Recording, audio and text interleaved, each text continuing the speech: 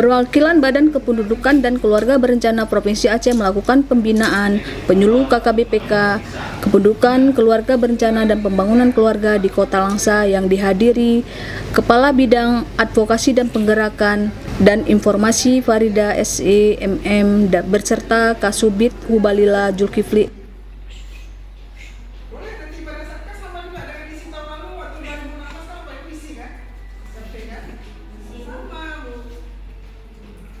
Pada kesempatan itu, Kabid mengatakan penyuluh KB bersentuhan langsung dengan masyarakat dalam memberikan berbagai penyuluhan program KKBPK.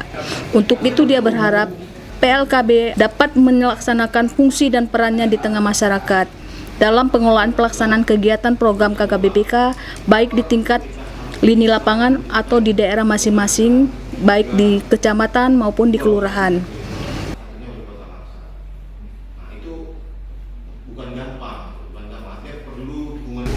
Dari Kota Langsa, tim MPC perwakilan BKKBN Aceh melaporkan.